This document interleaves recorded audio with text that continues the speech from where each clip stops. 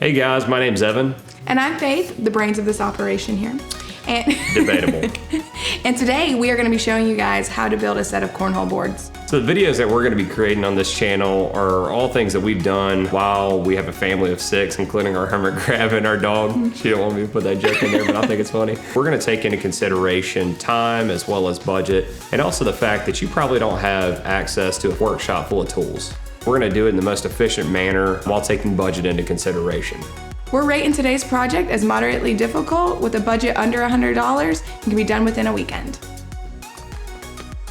So just one quick thing before we start.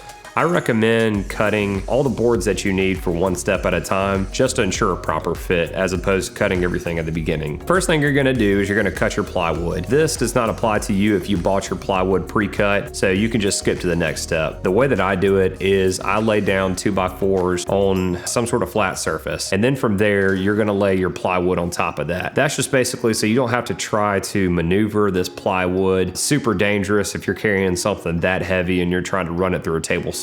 Not advised. They do make tools that help you with this, but I'm going to make the assumption that most people do not have a dedicated setup for their table saw, and meaning you have a table around your actual table saw that you can run this through. Then from there, you are going to need to clamp 2x4s to act as a saw guide to keep everything nice and straight when you're using your circular saw to cut. One thing to take into consideration is when you measure this out and you're clamping your saw guide, the distance between your saw guide on your circular saw and the actual blade itself. So for me, I have to take into account 1.5 inches because of the distance in between the saw guide, which is going to be buttoned up against the 2x4 that I've clamped down to the plywood, to the actual blade. If you don't take that into account, you're gonna be way off. Another quick tip on this is to make sure you adjust the blade on your circular saw to take into account you're only needing to cut through a 1/2 inch on this.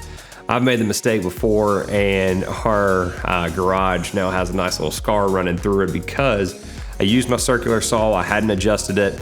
It cut straight through the 2x4s, the plywood, everything, and then cut down to the actual concrete itself. I mean, everything was fine, but you know, just not ideal. Another quick tip on this is really at the end of the day, you're wanting to avoid as much splintering as possible. One thing you need to take into consideration which way the blade spins when you're using a tool. Split out usually occurs when the blade is exiting the wood. What you're gonna wanna do is if there's one side that looks better than the other, you're gonna put that facing up.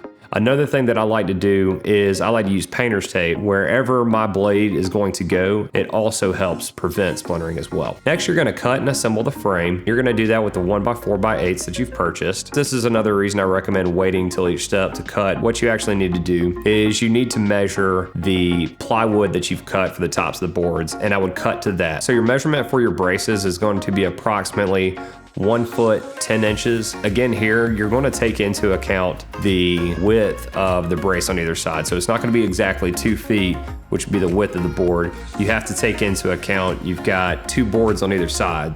So you need to subtract from your measurement those 2 boards. Now what you're gonna do is you're gonna use your Craig jig and you're gonna drill into these boards. So what I would start by doing is I would drill into the smaller pieces that you've cut, the 6 pieces, and you're gonna drill holes into the ends of those. And that's just to ensure that you are actually drilling against the grain, not into it. So once you have all of those cut, you're going to assemble the frame together using clamps. Just make sure everything's nice and square as you go. For this, you're gonna use 1 1/4 inch Craig screws. And another tip on this, I would recommend using a thin bead of wood glue as you connect these pieces, just to ensure that you have the tightest hold possible. Now what you're gonna do is you're gonna drill pocket holes into the base to allow for you to connect the plywood to the base. And you're gonna go around the base, you're gonna drill pocket holes about every 6 to 8 inches. Now what you're gonna do is you're gonna connect the plywood to the base. So the next step is going to be to drill the hole into the cornhole board. And you've got a couple options here. You can buy a 6-inch hole saw. I chose to not go this route just because they're not cheap. When I looked at the store, they're about $45. And for this, I'm gonna use it once and probably never use it again. So I went for the route of using a compass and drawing out my circle with the compass. And then I cut that out with my jigsaw.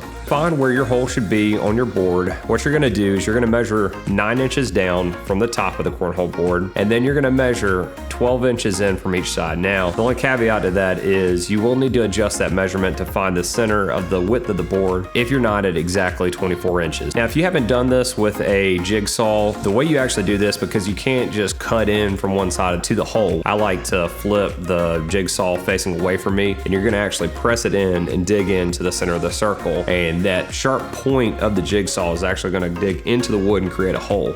Now, some people do this a different way. If you're not comfortable using that method, you can get a drill and get as big of a bit as possible that you have and drill a hole into that. And then from there, you can start your circle. But for me, I've got the jigsaw out. I just prefer to flip it over, use that sharp point and go straight through the board. With this, you're gonna wanna take your time because any sort of deviation from the circle does get a little tricky to fix. Next step is to cut and assemble the legs for the board. When your cornhole board is standing up, it should be 12 inches in the air to be a regulation size cornhole board. What I found is that you're gonna need to cut your 1x4x6 board down to 11.5-inch boards. To make the legs where they can retract back and forth, what you're gonna need to do is you're gonna need to measure down from one end, 1 3/4 inches down. From there, you're gonna take your compass and you're gonna draw a circle that extends from the center to each edge, and you're gonna draw that circle out. Now, you're gonna cut the end of that leg to a circle with your jigsaw. Once you've cut that with your jigsaw, then from there, what you're gonna do is you can actually refine that a little bit. You can take some 60 grit sandpaper and really work that down to make that smoother. The next thing you're gonna do is you're gonna take your cornhole board and you're gonna flip it upside down. And then with each of those legs, you're gonna clamp them on the side where the hole is, flush up against that corner. So once that's clamped, you're gonna find the center of that leg by measuring on the inside of the cornhole board. Next, you're gonna drill with your 1/2-inch bit through the leg, through the cornhole board, all the way to the outside. Now you've got a spot for your carriage bolts, and you're gonna place those in, tighten that up. So when I was cutting the legs for my cornhole boards, I went about this a different way. But what I would recommend doing is putting the cornhole board right side up on a tabletop. And then from there, what you're gonna do is you're gonna stack the cornhole boards up with a box or something of that nature so that it is 12 inches in the air. And then from there, you're gonna let the legs dangle off either side of the table and use the top of the table to mark where you need to cut the leg to be the proper height. All right, once your boards have been assembled, then we're gonna go to sanding. So we used our orbital sander to sand the whole board, really get it nice and smooth. We started with 120 grit and we worked our way up to a 220 grit.